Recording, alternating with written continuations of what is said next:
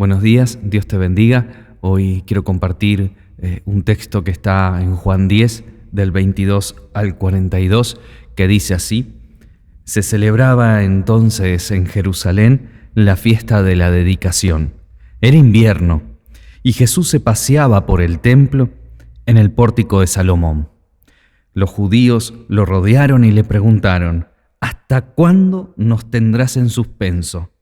Si eres el Mesías, dilo abiertamente.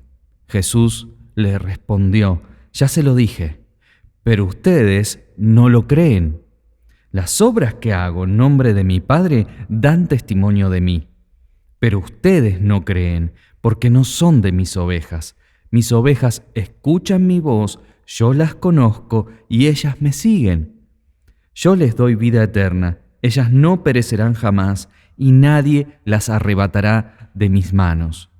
Mi Padre que me las ha dado es superior a todos y nadie puede arrebatar nada de las manos de mi Padre. El Padre y yo somos una sola cosa. Los judíos tomaron piedra para apedrearlo. Entonces Jesús dijo: Les hice ver muchas buenas obras que vienen del Padre. ¿Por cuál de ellas me quieren apedrear? Los judíos le respondieron: No queremos apedrearte por ninguna obra buena, sino porque blasfemas, ya que siendo hombre te haces Dios.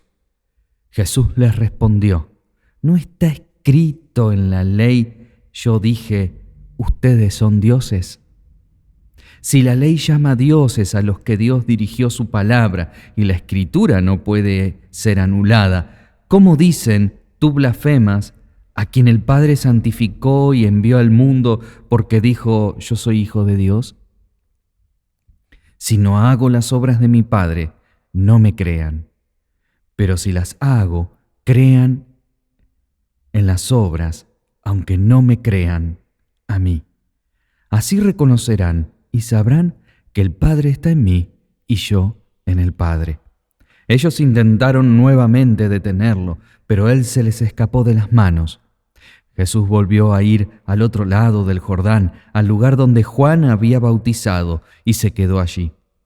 Muchos fueron a verlo, y la gente decía: Juan no ha hecho ningún signo, pero todo lo que dijo de este hombre era verdad.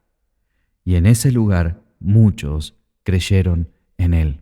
Jesús en este pasaje nos está planteando uno de los temas principales y va a ser en el único lugar del Evangelio de San Juan donde Jesús hable de sí mismo como Hijo de Dios.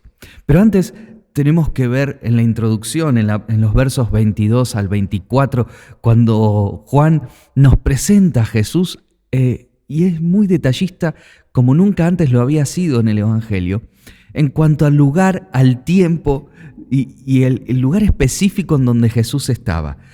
Primero nos va a decir y nos va a dar la información de que se trata de la fiesta de la dedicación. Esta es una fiesta que no se instaura en el Éxodo, en los tiempos de la peregrinación, sino que se instaura en el 165 a.C., luego de que los macabeos recuperan el templo y lo vuelven a consagrar.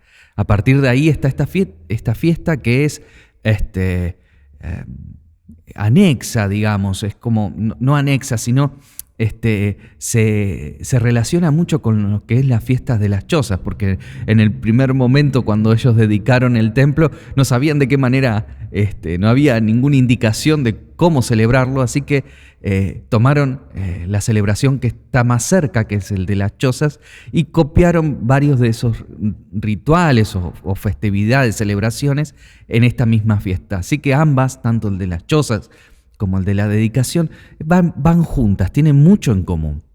Pero hay algo interesante en esta fiesta de la dedicación, y es que se le da mucha importancia al tema de las luces, ya que fue en ese tiempo fue encendido nuevamente el candelabro dentro del templo. Así que todos encendían velas, ¿no? Había una tradición que encendía velas, 8 velas, porque dura 8 días, la fiesta, y se va apagando una vela cada vez que va pasando un día. Y hay otra tradición que hace lo contrario, que el primer día enciende una vela, el segundo otra, y así va sumando velas encendidas a medida que va avanzando la festividad. Ahora, esto es una clara referencia que nos da Juan de que esto trata acerca de la luz, y no podemos menos que relacionar esta festividad con lo que viene tratando en el capítulo 9, que es el darle vista a los ciegos, ¿no? Esto de solo Jesús nos puede traer luz y puede alumbrar nuestro camino, nos puede alumbrar de manera que conozcamos. Así que hay una relación. También podemos relacionar el tema del templo con el del redil, el pórtico cuando Jesús dice yo soy la puerta, ¿no? Hay muchas referencias que están ahí cruzadas, incluso el hecho de mencionar a Salomón como hacer una referencia también a Jesús como el buen pastor, ¿no? En términos de quién es el que conduce al pueblo. Ahora, en este sentido, y de hecho es muy gráfico, lo presenta muy gráfico, Juan agrega el tema del invierno como una referencia a que la hora de Jesús se estaba acercando. Ya lo había planteado al sanar al ciego, cuando le dice a los discípulos: es necesario que hagamos las obras de mi Padre mientras es de día, porque cuando se acerca la noche ya no podemos trabajar. Ahí va anticipando de a poco, y acá con esta referencia al invierno, de que Jesús se va acercando a su hora, es decir, al momento de la pasión, al momento en el que Él es llevado a la cruz. Y además, y por último, una referencia importante es el encuentro con los judíos. Tenemos que entender acá la figura cuando dice rodearon a Jesús. Plantea primero que Jesús está solo y que es rodeado por esta gente, y ese rodeo, ese cerco que hacen alrededor de Jesús es una forma hostil de cuestionar a Jesús acerca de su ministerio, acerca de quién es Él. Hay un desplazamiento que hace Juan de las dificultades, de las preguntas que Jesús a la cual va a ser sometido en el interrogatorio por el sumo sacerdote, que las va a plantear Lucas, y podemos ver cosas muy semejantes, preguntas muy semejantes, pero Jesús va a ser atacado, y de hecho las cosas que se le preguntan, la pregunta concreta que le hacen a Jesús, es la misma que le hace el sumo sacerdote en el templo cuando Jesús fue arrestado. Hay, de alguna manera, en el texto que acabamos de leer, hay una clara referencia y un desplazamiento al momento de la pasión de Cristo, al momento en que Él es interrogado en el templo por el sumo sacerdote. ¿Cuál es la pregunta? ¿Qué estos judíos que cercaron a Jesús, que van a representar, de acuerdo a la parábola del capítulo, de los versos anteriores, al ladrón, al lobo, ¿no? Que cerca al buen pastor? Ahora, ¿qué es lo que ellos preguntan? ¿Qué es lo que quieren saber? Y la pregunta también contiene ahí un giro, un guiño, porque si nosotros tenemos que traducirla literalmente, nosotros acabamos de leer una versión que dice ¿hasta cuándo nos mantendrás en suspenso? Hay otra que dice ¿hasta cuándo nos mantendrás en vilo? ¿Sí? En un estado de incertidumbre. Pero literalmente significa, o podríamos leerla, ¿hasta cuándo nos quitarás la vida? ¿Hasta cuándo nos quitarás el alma o el aliento? Este planteo que hacen los judíos, que cercan hostilmente a Jesús, este planteo, ellos se están poniendo como víctimas. Es decir, Jesús está siendo enigmático tanto en sus palabras, en las cosas que hace o dice, y ¿hacia dónde va? ¿Qué es? Que lo declare y que lo diga abiertamente de una vez por todas. Y es en ese sentido en el que va a avanzar el texto. Porque Jesús va a ir respondiendo, pero va a ir respondiendo según el capítulo 5 de Juan, del verso 31 al 47, donde Jesús también le vienen cuestionando acerca de quién es Él, pero Él dice, yo no lo voy a decir por mí mismo. De hecho, el 5:31 dice, si yo doy testimonio de mí mismo, no tendría valor alguno. Y así que Jesús va a presentar 4 testigos acerca de quién es Él y que los va a replantear también acá uno por uno. Obviamente no va a ser el mismo orden. El primer testigo va a ser Juan el Bautista en el capítulo 5, pero en este capítulo, en el 10, Juan el Bautista pasa a ser el último. Y ya vamos a ver por qué. Vamos al primer testigo. El primer testigo que va a presentar Jesús en todo esto son las obras que Él hace, las cosas que hace, pero no un milagro o una señal en particular, sino todo el conjunto de sus obras. Él va a decir lo siguiente: las obras que hago en nombre de mi Padre dan testimonio de mí, pero ustedes no creen porque no son de mis ovejas. Mis ovejas escuchan mi voz, yo las conozco y ellas me siguen. Yo les doy vida eterna, ellas no perecerán jamás y nadie las arrebatará de mis manos. Las obras que Jesús hace, las hace en primer lugar en el nombre del Padre. De hecho, en el capítulo 5 Él va a decir que son las obras del Padre. No solamente que las hace en el nombre, sino que son las mismas obras, las que hace Él que las que está haciendo el Padre. Lo que veo hacer al Padre, eso hago yo también. Hasta ahora mi Padre trabaja, yo trabajo. Él hace una relación entre lo que está haciendo, los milagros y las señales, en términos de la paternidad con Dios.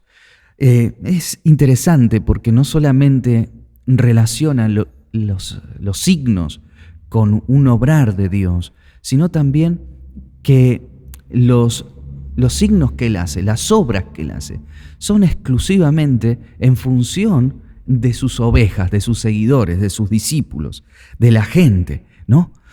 Él no hace cosas para sobresalir simplemente, sino que las hace para bendecir, para salvación, para sanidad. Son cosas que Él hace para traer vida a sus ovejas. Es muy importante tener en cuenta esto, por cuanto las obras que Jesús hace también hoy en día, si bien son las obras del Padre, las hace en nosotros, en nuestras vidas. Jesús, como el Cristo de Dios, como el Mesías de Dios, se manifiesta en nosotros. Por eso hoy está vigente, ¿no?, las obras como el primer testigo. Y las obras de Jesús siguen estando visibles y son una evidencia visible para todos aquellos que quieran preguntarle a Jesús quién es Él. ¿Dónde se pueden ver las obras? ¿Dónde las hace Jesús? En sus discípulos, en sus ovejas, en su pueblo. Y las obras de Jesús no son aquellas cosas que los creyentes hacen por Él, sino las obras de Jesús son las obras que hace en los creyentes. De modo que podemos decir que el primer testigo de que Jesús es el Cristo es la transformación, es la vivificación, es lo que Él hizo con cada uno de nosotros, en nuestras familias, en nuestro pueblo. ¿Qué es lo que hizo Jesús en nuestras vidas? Eso que se hace evidente, de quién era yo antes de conocer a Cristo y quién soy ahora en Él, caminando en Él. Si no es una obra simplemente de un cambio de religión o conceptuales o de vocabulario. Estas obras se manifiestan porque se manifiestan en creyentes o en discípulos que están en el camino, que siguen, que caminan, que andan tras Jesús. No son obras simplemente de apariencia, sino de formas de vida. ¿Cómo vivimos? Esa transformación que Jesús hizo en nuestra familia y la manera en la que estamos viviendo con nuestras familias, la forma en la que nos manejamos en el trabajo, en el colegio, en el barrio, la forma en la que Él nos ha transformado y nos guía paso a paso. Esas son las obras de Jesús, que siguen dando testimonio de Él y siguen anunciando al mundo y haciéndose evidente a través nuestro de que Jesús es el Cristo, el Hijo del Dios viviente. El segundo testigo que presenta Jesús es el Padre, es Dios mismo. Mi Padre, que me las ha dado, es superior a todos y nadie puede arrebatar nada de las manos de mi Padre. El Padre y yo somos una sola cosa. Jesús interpone el testimonio del Padre, en primer lugar, en el orden eclesiológico, es decir, es el Padre el que le dio la autoridad de guiar a su pueblo, de guiar a estas ovejas. Es Jesús mismo el autor y el consumador de la fe de su pueblo. Es Dios mismo quien lo ha puesto como cabeza, como Señor, como guía de la iglesia misma.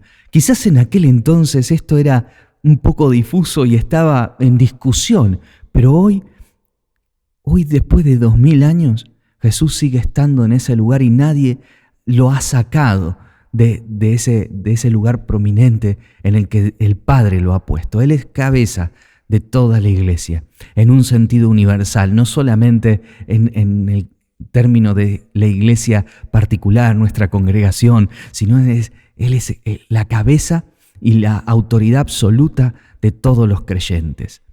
Pero también podemos decir que el Padre da testimonio de Jesús en un orden cristológico, es decir, cada uno de los creyentes dentro de la iglesia entiende que se está relacionando con Dios y tiene la seguridad de la salvación por la fe y por la comunión que tiene con Dios a través de Jesucristo. Cada uno de nosotros entendemos que Él es el único mediador entre Dios y los hombres. Él es a quien acudimos para acercarnos con confianza al trono del Padre. Nuestra relación íntima con el Padre, con Dios, está planteada siempre desde Jesucristo. Y en este sentido, el amor que es infundido en nosotros es infundido a través de Él.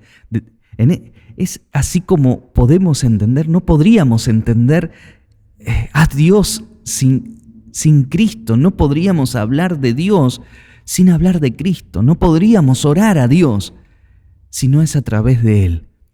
Este es el sentido en el que el Padre sigue dando testimonio de que Jesús es el Cristo, pero no termina acá, sino que aún nos podemos extender y pensar que el Padre también da testimonio de que Jesús es el Cristo en un orden escatológico, porque en Él está asentada, afirmada toda nuestra esperanza. Porque de la misma manera en el que en Dios está la vida, en Jesús también tenemos vida. De la misma manera en la que Dios juzga, Jesús también juzga. De la misma manera en que Dios tiene en su poder la muerte, Jesús también puso bajo sus pies el imperio y el dominio de la muerte. En este sentido también podemos entender que el Padre sigue dando testimonio de que Jesús es el Cristo. El tercer testigo que va a presentar a Jesús son las Escrituras. Luego de que Él hiciera la declaración de que el Padre y Él eran una sola cosa, los judíos se van a levantar contra Él, van a tomar piedras en sus manos y van a querer apedrearlo. Y aquí no solamente van a revelar la verdadera intención de los judíos, sino que también va a ser una oportunidad para que se cambie el rol. Al principio preguntaban los judíos y que se sentían víctimas de Jesús, y ahora es Jesús quien en realidad es la víctima en esta situación, y Él dice, ¿por qué me van a apedrear? ¿Por cuál de todas estas buenas obras ustedes me van a apedrear? Y ahí agrega la idea de buenas, haciendo referencia al buen pastor, ¿no? Como obras verdaderas, obras que vienen realmente del Padre. ¿Por cuál de todas ellas me van a apedrear?, les dice Jesús. Y ahí los judíos le dicen, no, por ninguna buena obra. Te apedreamos porque tú blasfemas. Y ahí entra en una controversia de orden de palabras, de lo que Jesús dice acerca de sí mismo. Y Jesús va a responder y va a dar respuesta desde las Escrituras a los que los judíos le están planteando. Jesús va a citar lo que es el Salmo 82, que dice así, ¿no? Tal como Jesús lo cita en el Evangelio de Juan. El verso 6 dice, yo había pensado, ustedes son dioses, todos son hijos del Altísimo, dice el Salmo 82. Ahora, ¿de qué está hablando el Salmo 82? Y trae a colación todo el planteo de Jesús, todo el planteo que Él va a hacer en los versos anteriores y viene haciendo en el capítulo 10. Y el salmista va a llamar dioses a los jueces, por cuanto a los jueces, a aquellos príncipes del pueblo que van a juzgar al pueblo, pero no porque quiera darles un título sobrehumano a esos jueces, sino porque les quiere poner la misma ética a los jueces que la que tiene Dios, que es el que juzga. De modo que los jueces tienen que juzgar con la misma ética que la que juzga a Dios. No es la primera vez que se va a hacer esto. De hecho, en la ley, sean santos porque yo soy santo. Se entiende ahí, en este orden es que se plantea el Salmo. Y Jesús va a decir, si a esos jueces, a esos príncipes del pueblo, que no hicieron ninguna buena obra, como la que hice yo, le llaman dioses, ¿cuánto más a mí, que fui santificado? Y ahí hace una referencia a la dedicación del templo. El templo fue dedicado por hombres, pero Él fue santificado por Dios y fui enviado para hacer las buenas obras. Y retoma las buenas obras. Es interesante al salmo que remite, porque ¿cuáles eran esas buenas obras que se esperaban de los jueces humanos? Defiendan al desvalido y al huérfano, hagan justicia al oprimido y al pobre, liberen al débil y al indigente, rescátenlo del poder de los impíos. Eso es lo que decía el Salmo, el mismo Salmo que Jesús está citando y haciendo referencia, por cuanto Él vuelve a hablar de sus ovejas, Él vuelve a tomar, las buenas obras tienen que ver con esto, y hacemos relación también con Lucas 4, ¿no? Cuando yo he venido a que los ciegos puedan ver, que los sordos oyan, que el paralítico pueda correr. Ese orden de liberación, de sanación, en el cual Jesús viene haciendo todas las obras. De modo que toda la Escritura, ahí Jesús utilizando, ¿no?, una estrategia y un recurso muy propio de los rabinos de aquella época, se plantea y dice, yo no blasfemo, porque si Dios, que le pidió a los jueces que no hicieron nada de esto, y que esos jueces de alguna manera eran los mismos judíos que estaban allí, ¿cuánto más a mí, que he hecho las buenas obras, que he liberado al oprimido, que he sanado a los enfermos? ¿Cuánto más a mí me tienen que llamar hijo de Dios? Y desde acá Él se toma para volver al tema de las obras y se crean, vuelve al punto inicial, crean en las obras que estoy haciendo. Si quieren, no crean en mí, pero fíjense en las obras y crean a través de las obras. Esto nos hace pensar en el testigo, el tercer testigo, que es la Escritura. Toda la Escritura es inspirada por Dios y va a señalar en todo momento a Jesucristo. Obviamente, cuando Jesús menciona la ley y cita un salmo, se refiere a toda la Biblia, todo el Antiguo Testamento, y cuanto más el Nuevo Testamento va a señalar a Jesús como el Cristo, sea la ley de Moisés, los mandamientos, sean los libros históricos, sean los libros poéticos, los sapiensales, todo va hacia Él, todo confluye a Él, más aún los profetas, todos señalan que Jesús es el Cristo. La Escritura es el principal revelador de quién es Jesús. El cuarto testigo va a ser Juan el Bautista. Luego que Jesús termina de discutir con los judíos, dice que ellos intentaron nuevamente detenerlo, pero Él se les escapó de las manos, dejando clara y en evidencia de que la vida de Jesús no estaba en manos de los judíos, sino sigue estando en manos del Padre. Jesús volvió a ir al otro lado del Jordán, al lugar donde Juan había bautizado, y se quedó allí. Muchos fueron a verlo y la gente decía, Juan no ha hecho ningún signo, pero todo lo que dijo de este hombre era verdad. Y en ese lugar muchos creyeron en él. Acá va a ser la última vez que se menciona a Juan el Bautista y la repercusión del testimonio que dio. Obviamente Juan, si leemos el Evangelio, Juan El Bautista va a hablar una sola vez acerca de Jesús, que va a estar en los primeros capítulos, y va a decir: este es el Cordero de Dios que quita el pecado del mundo. Y Juan el Bautista va a dar testimonio de Jesús. Y ese testimonio se va a mantener y va a ser citado a lo largo del Evangelio de Juan, y esta va a ser la última. Juan el Bautista representa el testimonio verbal de cada uno de nosotros. Es el arquetipo del creyente de hoy. Es el arquetipo de nosotros, cada uno como individuo en el lugar donde está, cada uno como persona, señalando y diciendo, dando testimonio de que Jesús es el Cristo, el Hijo del Dios viviente. Quizás no hagamos ningún signo. Quizás, como Juan el Bautista, no tengamos el poder para multiplicar panes, peces, levantar. Quizás no, pero sí podemos señalar y decir la verdad. De modo que los demás digan, no porque nosotros los convenzamos, sino justamente por el testimonio de los otros tres anteriores que mencionamos en el mensaje. Que los otros digan, bueno, Facundo no hizo ningún signo, pero todo lo que dijo fue verdad. Jesús es verdaderamente el Hijo de Dios. Cada uno de nosotros nos vemos implicados en el testimonio de Jesús. Saquemos algunas conclusiones. La primera de ellas es que estos 4 testigos están vigentes y siguen señalando a Jesús como el Hijo de Dios, como el Mesías. Otra conclusión que podemos sacar es que 3 de esos testigos no dependen de nosotros. Actúan, son movilizados por Dios mismo.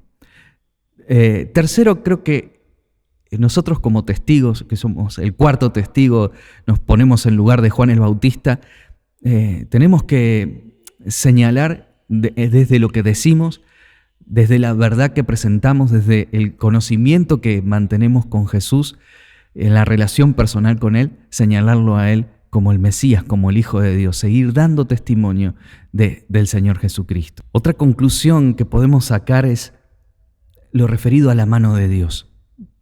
A veces replicamos frases y no nos damos cuenta de lo que decimos, ¿no? Por ahí tienen una buena intención o, por ejemplo, esto nos tenemos que aferrar fuerte a la mano de Dios. Yo creo que no depende de nosotros. Es al revés, es Él el que nos tiene aferrados en su mano. Es Él, es el Padre, es Cristo como el buen pastor el que nos tiene en sus manos, de modo que nadie puede arrebatarnos ni sacarnos de Él. Nadie nos puede quitar y separar del amor de Dios. Lo cual no hay que entenderlo en el otro extremo, ¿no? Es decir, hago lo que quiero, total, nunca me voy a salir de las manos de Dios. Creo que nadie nos puede arrebatar de las manos de Dios, ni ángeles, ni potestades, ni la angustia, ni el hambre. No hay nada, ni en el cielo ni en la tierra, que nos pueda separar de ese amor de Dios. Pero creo también que el permanecer en manos de Dios depende de nosotros, no de forma activa, pero sí de forma pasiva, es decir, dejarnos guiar por Dios, dejar que Él nos hable y nos marque el siguiente paso, escuchar su voz y seguirle. En ese sentido creo que es la única manera de permanecer en Él. Nosotros no nos podemos aferrar a la mano de Dios, es Él quien nos tiene en sus manos. Y esto nos lleva a una última conclusión, que cuán importante y cuán central es ese conocimiento no en términos intelectuales, sino en términos de relación, en términos de amor, ¿no? que tenemos con nuestro Señor. Pensaba acerca del Salmo, de que Jesús es mayor porque Él protege al huérfano, al pobre, a la viuda, libera al oprimido, pero esto no lo hace desde el poder, no como los jueces terrenales, que hacen todas estas obras ejerciendo poder, sino que Él lo hace desde la actividad del amor. Él nos ama, nos guía, nos sustenta, nos alimenta, nos abriga, y podemos, en comunión con Él, ser bendecidos y guiados a la salvación. Creo que es fundamental permanecer en Él, permanecer en la relación íntima, en la comunión de amor con nuestro Señor Jesucristo. Dios te bendiga, espero que tengas una excelente semana, una bendecida semana. Y bueno, nos estamos manteniendo en contacto, vamos a seguir enviando los devocionales por audio, las lecturas bíblicas por audio. Si no la estás recibiendo, por favor, contactate con nosotros. Ahí te dejamos en la descripción un número de teléfono, un número de WhatsApp, así que estamos a tu disposición. Bendecida jornada.